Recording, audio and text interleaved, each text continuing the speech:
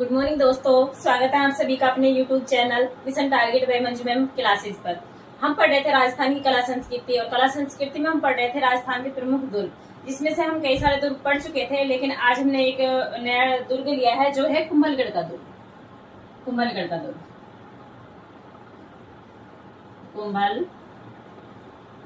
कुंभलगढ़ दुर्ग कहाँ पड़ता है? राजसमंद।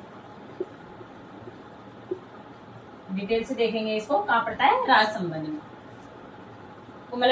कुंभलगढ़ दुर्ग कहाँ पड़ता है? राजसमंद में। निर्माण, सबसे पहले देखते हैं इसका निर्माण किसने करवाया। निर्माण करवाया 1443 से 48 के मध्य किसने? राणा कुंभा ने। राणा कुंभा ने राजसमंद में है कुंभलगढ़ दुर्ग। निर्माण किसने करवाया?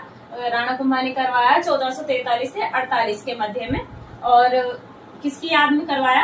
अपनी पत्नी की याद में। अपनी पत्नी की याद में करवाया। कहां पर? जरगा की पहाड़ी पर। जरगा पहाड़ी पर अपनी पत्नी की याद में करवाया। किसने? राणा कुंभा ने करवाया। कहां पे? जरगा पहाड़ी। वास्तुकार देखते हैं इसका कौन था?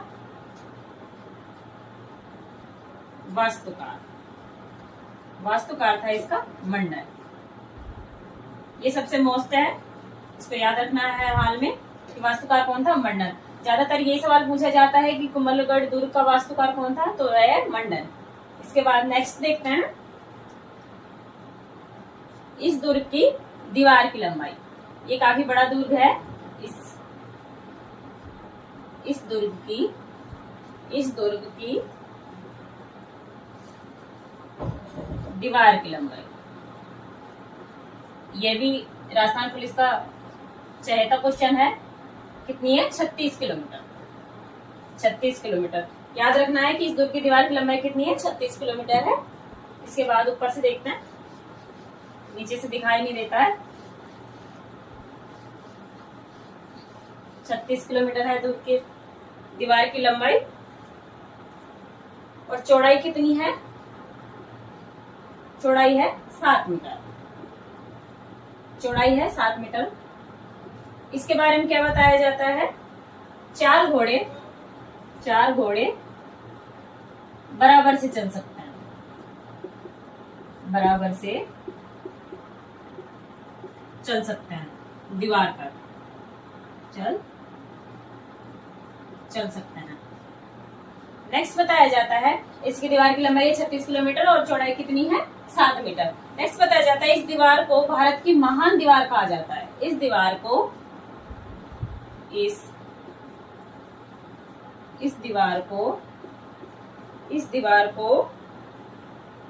भारत की महान दीवार कहा जाता है। महान दीवार कहा, महान दीवार कहा जाता है।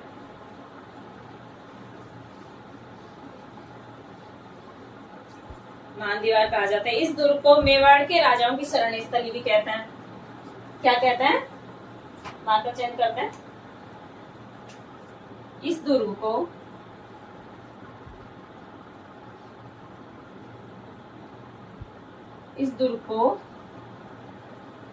मेवाड़ के राजाओं की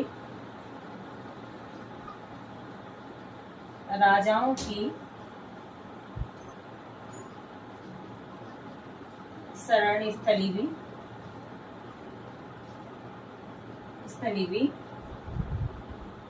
कहा। बताया जाता है कि मेवाड़ के राजाओं का जब भी युद्ध होता था तो उनको छिपने के लिए, जब कहीं छुपना होता था तो वो कहाँ आते थे? कुंभलगढ़ दुर्ग में आते थे। और इसी वजह से इसको क्या कहा जाता है कि मेवाड़ के महाराणाओं की शरण स्थली कहा जाता है। उसके बाद मेवाड़ में मारवाड़ सीमा का प्रहरी इसको कहते हैं। क्या कहते हैं? इस दुर्ग को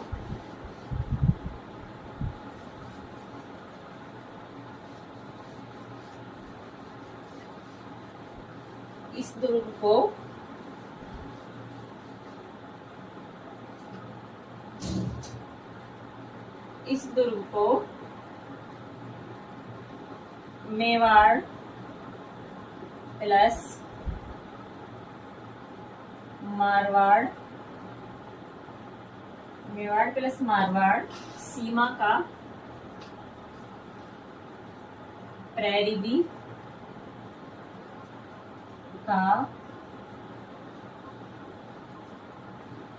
कहा जाता है। इसके बाद नेक्स्ट आता है कि कर्नल जेम्स टोड इस दुर्ग के बारे में क्या कहते हैं, या फिर उन्होंने इसके बारे में क्या कहा। Colonel James Tod, colonel James,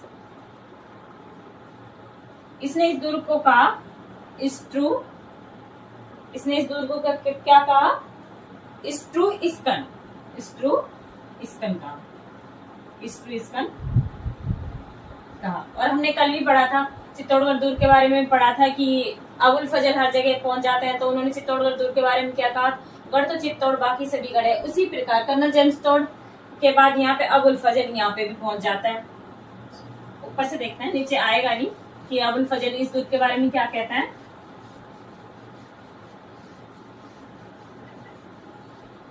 Abul फजल,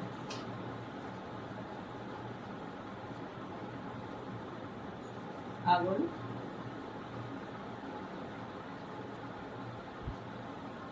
फजल इस दुर्ग के बारे में क्या कहता है, ये चीज हमें याद होनी चाहिए।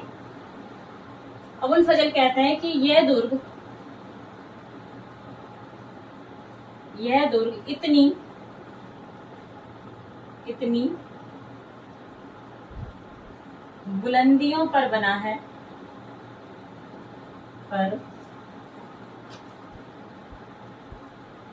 बुलंदियों पर बना हुआ है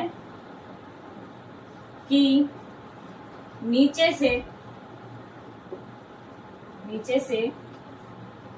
ऊपर की ओर देखने पर सर पर रखी पगड़ी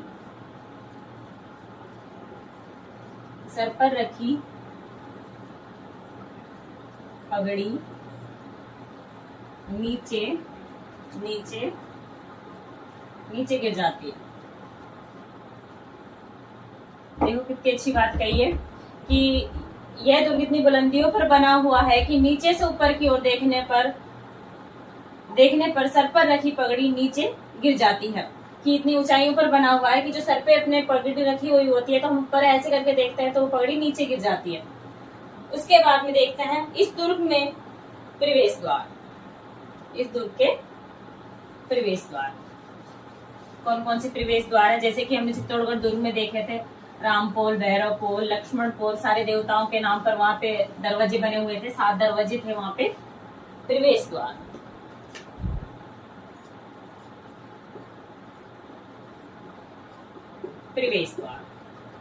प्रवेश द्वार कौन कौन से हैं ये देखते हैं। इसमें है ओरठ पोल, कौन सी पोल, ओरठ पोल, मार्कर चेंज कर लेते हैं, ओरठ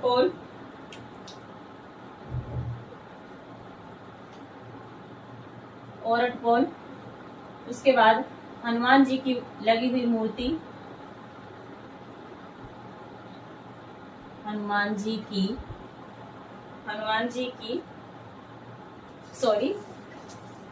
पोल,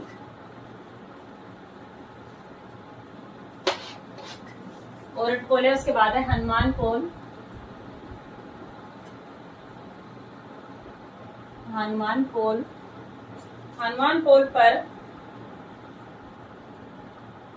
पोल पर लगी हनुमान जी की मूर्ति प्रसिद्ध है, लगी हनुमान जी की मूर्ति प्रसिद्ध है।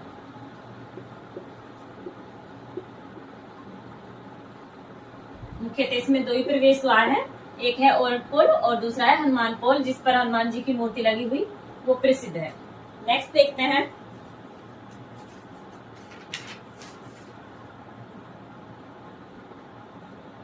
इस दुर्ग के मध्य एक हवन कुंड स्थित है। इस दुर्ग के मध्य हवन कुंड स्थित है। जहाँ पर हवन होते थे क्या स्थित है? एक हवन कुंड स्थित है। इसके बाद देखते हैं कि इसमें महत्वपूर्ण बिंदु कौन कौन से हैं। महत्वपूर्ण बिंदु कौन कौन से हैं?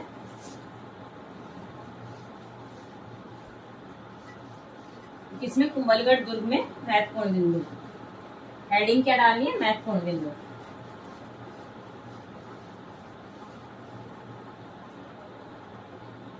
महत्वपूर्ण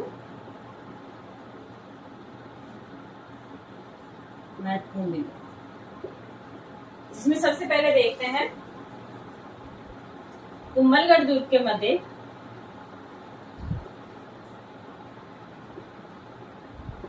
कुंभलगढ़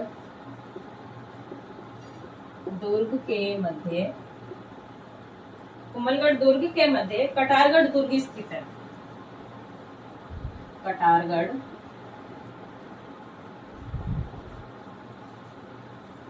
कटारगढ़ दुर्ग स्थित है, जिसे क्या कहते हैं? कुंभलगढ़ दुर्ग के मध्य कटारगढ़ दुर्ग स्थित है, जिसे क्या कहते हैं? मेवाड़ की आंख कहते हैं।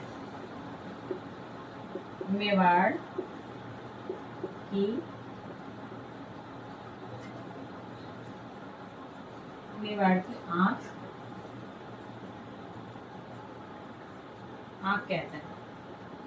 कहते हैं कि मेवाड़ की सारी एक्टिविटी इस दुर्ग में बैठे राजा देख सकते थे। इसी वजह से इसको मेवाड़ की आंख कहते हैं। किसको? कुंभलगढ़ दुर्ग के बीच में जो बना हुआ है कटारगढ़ दुर्ग, इसको कहते हैं मेवाड़ की आंख। उसके बाद देखते हैं इसके बारे में क्या मोस्ट है। उदय सिंह व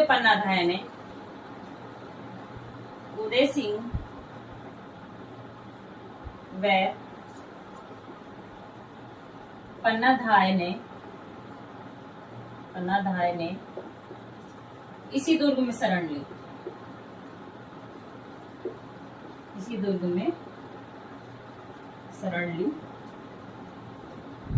ये वही पन्नाधाय है जिसने अपने बेटे चंदन की बलि देकर किसको बचाया था? उदय सिंह को बचाया था। वही पन्नाधाय है ये, इसने इस दुर्ग में शरण ली। इसके बाद देखते हैं और क्या क्या महत्वपूर्ण है इसमें।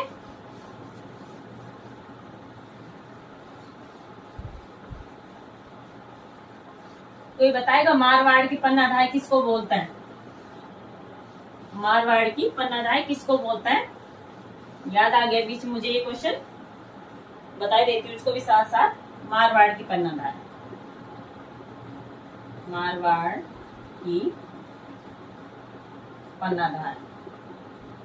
किसको बोलता है?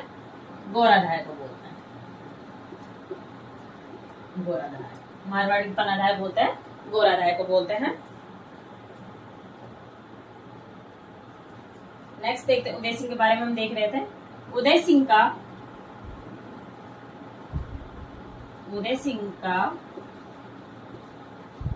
का राज्य अभिषेक भी इसी दुर्ग में हुआ था। राज्य अभिषेक 1537 में 1537 ईस्वी में इसी दुर्ग में हुआ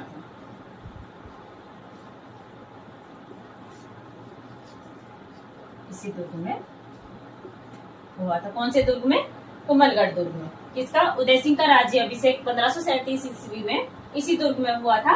उसके बाद में देखते हैं कि क्या है। महाराणा प्रताप का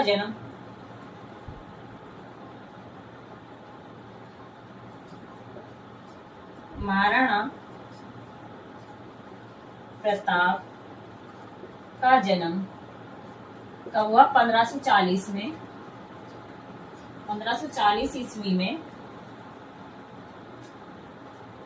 1540 ईस्वी में इसी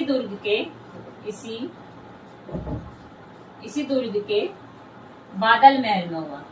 बादल महल में।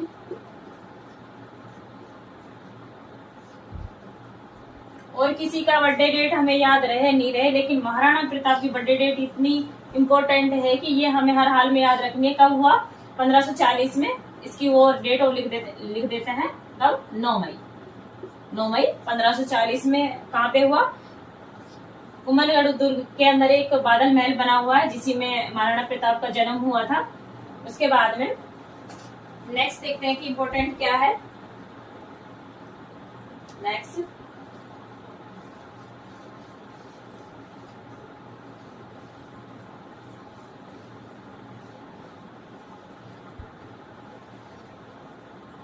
देखते हैं पृथ्वीराज सिसोदिया की। किसकी? पृथ्वीराज सिसोदिया की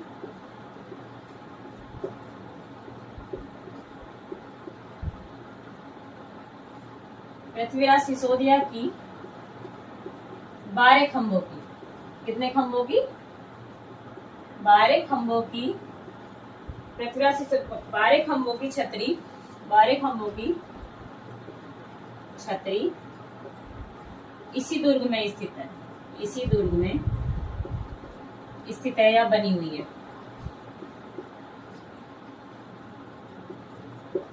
किसकी? पृथ्वीराज सिसोदिया की कितने खंभों की छतरी है? 12 खंभों की छतरी। कौन से दुर्ग में? कुंभलगढ़ दुर्ग में बनी हुई है पृथ्वीराज सिसोदिया की। उसके बाद में देखते हैं इस दुर्ग में कुंभश्याम मंदिर दर्शनीय स्थल देखते हैं। कुंभलगढ़ दुर्ग के दर्शनीय स्थल, इसमें देखने के लिए क्या क्या प्रसिद्ध है? बहुत सारे पर्यटन स्थल यहाँ पे बने हुए हैं, जहाँ पर लोग घूमने के लिए भी जाते हैं। तो वहाँ पे कौन कौन सी चीजें हैं? कभी आपका भी मौका लगे घूमने का, तो आपको मौका लगे कि आपको भी कुंभलगढ़ दुर्ग घूमना चाहिए, फ्री होते हैं तो लोग यहाँ पे खूब सारे जाते हैं घूमने के लिए। तो इसमें दर्शनीय स्थल कौन कौन से हैं? दर्शनीय स्थल देखने चाहिए। कौन कौन सा है दर्शनीय स्थल? सबसे पहला है इसमें कुंभश्याम मंदिर। कुंभश्याम मंदिर। उसके बाद सबसे पहला है कुंभश्याम मंदिर। नीलकंठ महादेव। नीलकंठ महादेव। एक नीलकंठ महादेव हमारे अलवर में भी है, सरिस्का में, लेकिन ये नीलकंठ दूसरा है। ये कुंभलगढ़ वाला नीलकंठ महादेव है, और एक अपने अलवर में है, उसको भी नीलकंठ महादेव बोलते हैं। कहाँ पे? सरिस्का। याद रख लेना, सरिस्का में। उसके बाद देखते हैं कि और कौन से मंदिर है यहाँ पे। और है यहाँ पे पन्नाधाय का महल।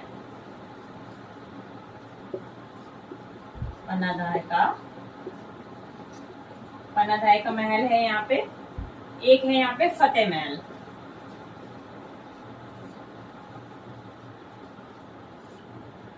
महल।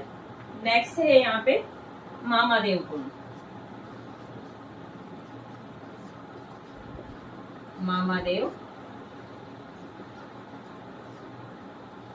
मामादेव कुंड।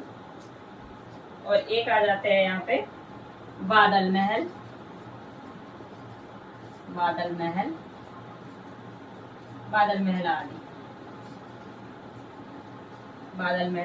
आदि। ये यहाँ पे दर्शनीय स्थल है।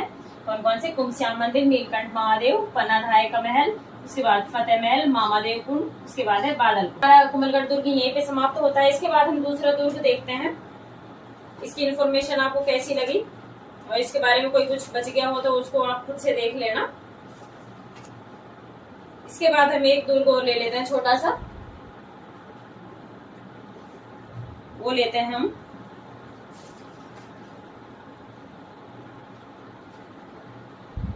तारागढ़ दुर्ग ले लेते हैं, बूंदी का।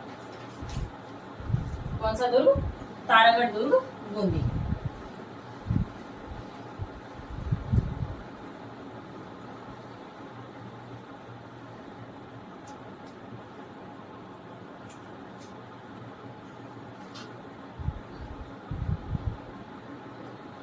तारागढ़ दुर्ग कहाँ पड़ता है?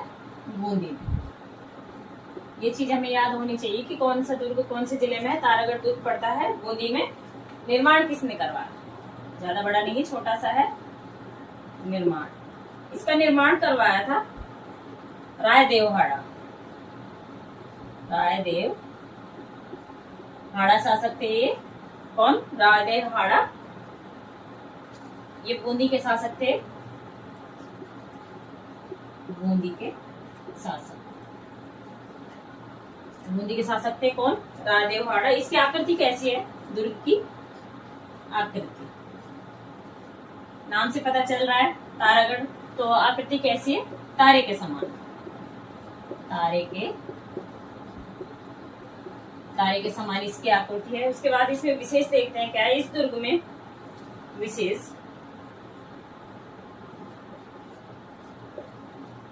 इस दुर्ग में मोस्ट इंपॉर्टेंट गर्भ गुंजन तोप। कौन सी? गर्भ गुंजन तोप रखी हुई है। तोप रखी हुई है कौन से दुर्ग में? तारागढ़ दुर्ग में। निर्माण किसने करवाया था? हाड़ा शासक रायदेव हाड़ा ने करवाया था। बूंदी के शासक थे। आकृति कैसी है? तारे के समान इसकी आकृति है। और इसके बारे में विशेष क्या है कि इस दुर्ग में गर्भ गुंजन तोप रखी हुई है। कौन सी? गर्भ गुंजन तोप इस दुर्ग में रखी हुई है। इसके बारे में इतना ही है डिटेल, इसके ज्यादा नहीं है। उसके बाद और कोई देखना है, कोई छोटा सा किला हमें मिल जाता है तो एक और किला है वेर का किला। कौन सा किला? वेर का किला। ये कहाँ पड़ता है? भरतपुर में। ज्यादा फेमस नहीं है, आपने हो सकता है वहां के स्थानीय लोगों को इसके बारे में पता हो। वेर का किला, वेर का किला कहाँ है? भरतपुर में। इसके बारे में देखते हैं। निर्माण हुआ 1726 में। 1726 में भरतपुर के महाराजा बदन सिंह ने करवाया। भरतपुर के राजा कौन? बदन सिंह। भरतपुर के राजा बदन सिंह ने करवाया। कौन से किले का निर्माण? वेर के किले का निर्माण किसने करवाया? भरतपुर के राजा बदन सिंह ने करवाया। कब? 1726 ईस्वी में। 1726 ईस्वी में इसका निर्माण करवाया। वे अपने पुत्र प्रताप को सौंप दिया। निर्माण करवा के किसको सौंप दिया? अपने पुत्र प्रताप को। बदन सिंह का बेटा था जिसका नाम क्या था? प्रताप को सौंप दिया। प्रताप को सौंप दिया। उसके बाद में इसके चारों तरफ प्रताप नहर स्थित है। क्या है? इसके चारों तरफ कौन सी नहर? प्रताप नहर स्थित है। नेक्स्ट, और क्या है इसमें? इसके चारों तरफ प्रताप नहर स्थित है। इस दुर्ग को नौलखा बाग स्थित है। इस दुर्ग में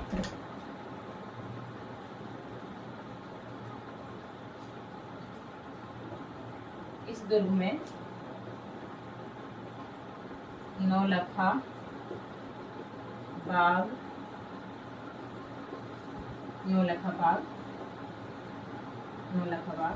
स्थित।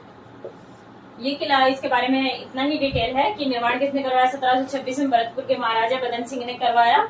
उसके बाद में अपने पुत्र प्रताप को सौंप दिया इन्होंने। ये वाला किला है जो, इसके चारों तरफ प्रताप नहर, यानी कि अपने पुत्र के नाम पर एक प्रताप नहर इसके चारों तरफ स्थित है। और इस दुर्ग में नौलखा बाग भी स्थित है। इस कौन सा बाग? नौलखा बाग भी स्थित है। कभी पूछ लिया जाए कि नौलखा बाग किस दुर्ग में स्थित है, तो वो है वेर का किला, जो कि कहाँ पड़ता है? भरतपुर में पड़ता है। इसके बाद ये किला हमारा यहीं पे समाप्त होता है। और आज हमने कितने किले पढ़े? 3 किले पढ़े। आपको इनके बारे में पढ़ के कैसा लगा कमेंट बॉक्स में जरूर बताएं। इसके बाद हम नेक्स्ट सेशन में कोई दूसरा किला लेंगे, उसके बारे में डिटेल से पढ़ेंगे। आज के लिए काफी है इतना, लेकिन आज की इस क्लास को मैं कुछ अच्छे शब्दों से कंप्लीट करना चाहूंगी। जो शब्द मैंने लिखे हैं कि क्या है वो सब वो शब्द है, जो मजा खुद की पहचान बनाने में है वो किसी की परछाई बनने में नहीं है। क्या कि जो मजा खुद की पहचान बनाने में है वो किसी की परछाई बनने में नहीं है। तो इसी वर्ड के साथ में आज के लिए इतना ही। थैंक यू, धन्यवाद। और मिशन टारगेट चैनल पर बने रहें और चैनल को ज्यादा से ज्यादा लोगों के साथ में शेयर करें और सब्सक्राइब करें। Thank you.